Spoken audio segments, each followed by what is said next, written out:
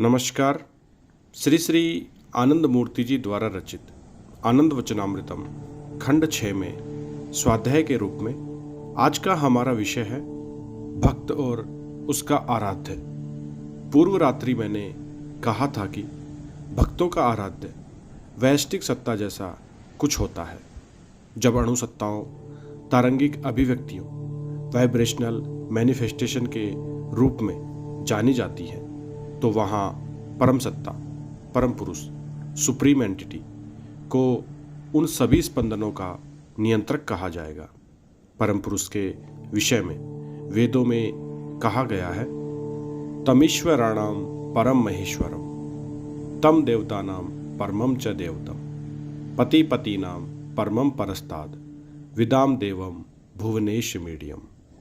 त्वम ईश्वराणाम परम महेश्वरम, अर्थात तुम मालिकों के मालिक हो। जीवन के विभिन्न क्षेत्रों में विभिन्न मालिक होते हैं, विभिन्न स्वामी होते हैं और होते हैं विभिन्न नियंत्रक। संस्कृत की मूल धातु ईश का अर्थ है नियंत्रण और ईश्वर माने नियंत्रक। भौतिक जगत के विभिन्न क्षेत्रों में विभिन्न स्तरों के नियंत्रक होते हैं, विभिन्न विभागों के नियंत्रक होते हैं, विशेष कारखाने के नियंत्रक, विशेष भंडार के नियंत्रक, विशेष निदेशकों के नियंत्रक आदि आदि। किंतु इन सभी भिन्न भिन्न नियंत्रकों की गतिविधियों का नियंत्रण परम पुरुष द्वारा होता है।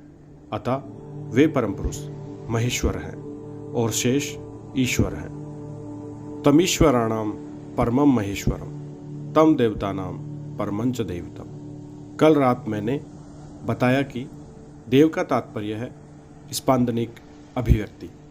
महर्षि याज्ञवल्क्य ने देव के विषय में कहा है, द्योतते क्रीडते अस्मात् उद्यते द्योतते दिवि, तस्मात् देव इति प्रोक्त स्तूयते सर्वदेवतैः। वह सत्ता जो संपूर्ण भूमा जगत को स्पंदित करती है, जो विभिन्न स्पंदनों के माध्यम से विभिन्न अभिव्यक्तियों का जनक होती है, वही देव है। जहाँ भी गति है वहाँ सृष्टि है, जहाँ गति है वहाँ प्रकाश तरंगे हैं, ध्वनि तरंगे हैं और अनेकानेक तन्मांत्रिक तरंगे हैं। वे तन्मांत्रिक अभिव्यक्तियाँ देवगण हैं और परम पुरुष उन सभी अभिव्यक्तियों के सभी देवों के नियंत्रक है। इसीलिए वे महादेव हैं। पति पति नाम परमम परस्ताद, पति माने मालिक। जीवन के विभिन्न स्तरों में अनेकानेक स्वामी हैं, अनेकानेक मालिक हैं। जमीन के एक टुकड़े के मालिक, एक राज्य के मालिक आदि आदि।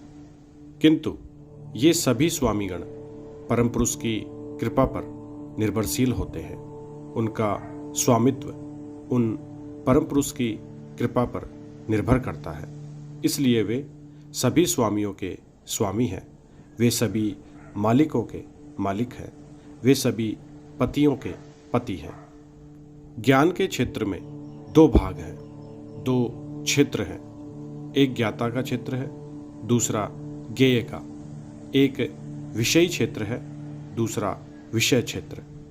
जहाँ कहीं भी ज्ञान क्रिया का क्षेत्र होता है वहाँ ज्ञाता सत्ता ही परा नाम से जानी जाती है और ज्ञेय क्षेत्र अपरा नाम से जाना जाता है। मान लो एक सत्ता ज्ञाता और दूसरी सत्ता ज्ञेय है, तो ज्ञाता सत्ता परा और दूसरी सत्ता अपरा नाम से जानी जाएगी। एक परब्रह्म और दूसरा अपरब्रह्म। इस विषय जगत के विषयी सर्वोच्च सत्ता परब्रह्म है और यह विषय जगत जिसे हम देखते हैं वह अपरब्रह्म के तन्मात्राधिगत क्षेत्र में आता है। वे परम पुरुष परेश नाम से जाने जाते हैं, परा के अधिपति के रूप में, और अपरेश नाम से भी जाने जाते हैं। अपरा के अधिपति के रूप में। परमम परस्ताद, जब यह बहिर्जगत अपरा है तो इसका ज्ञाता कौन है? इसका ज्ञाता प्रथम स्तर में तुम्हारी ज्ञानेंद्रियां हैं, द्वितीय स्तर में तुम्हारी ज्ञानेंद्रियां अपरा है और तुम्हारा मन परा है, क्योंकि तब तुम्हारा मन तुम्हारी इंद्रियों का ज्ञाता है, मन जानता है।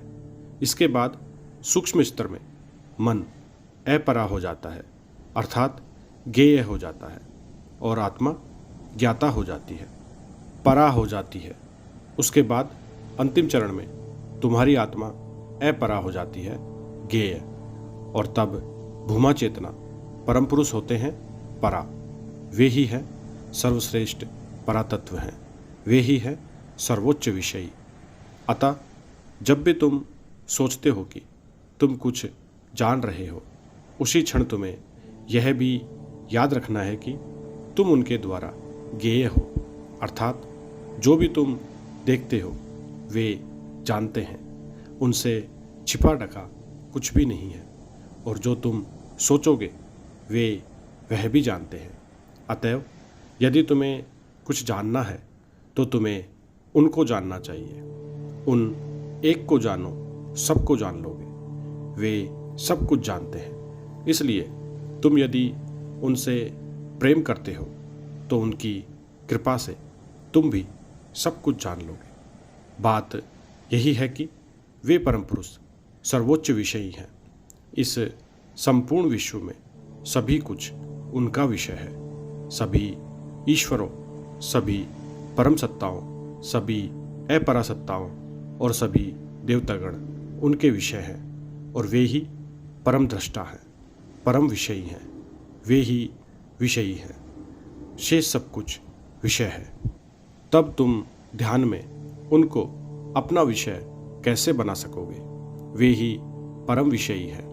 तो जब तुम उनका ध्यान कर रहे हो तो वे तुम्हारे विषय हो सकेंगे क्या? जब वे परम विषयी है तो वे तुम्हारा विषय कैसे हो सकेंगे? तब ध्यान में तुम्हारा उपाय क्या है? ध्यान में तुम्हें यह सोचना चाहिए कि वह सत्ता जिसका तुम ध्यान कर रहे हो वह तुम्हें अपने विषय के रूप में देख रही है। वे तुम्हारे विषय नहीं है। अतएव तुम्हारा मनोविज्ञान यही होना चाहिए। ध्यान में तुम्हें सोचना चाहिए कि वे परम सत्ता तुमको देख रहे हैं। वे तुम्हें अपने विषय के रूप में देख रहे हैं। वे तुम्हारे विषय नहीं हैं, तुम उनके विषय हो। तुमने समझ लिया? विदाम देवम भुवनेश मीडियम। वे देव, वे परम दृष्टा सबके द्वारा पूजनीय हैं, सबके प्रेम योग्य हैं, और सबके द्वारा मानव जीवन के विभिन्न पथों के चरम बिंदु के रूप में वे ही स्वीकार्य हैं। चेन्नई, 4 दिसंबर 1978। धन्यवाद। बाबा नाम केवलम।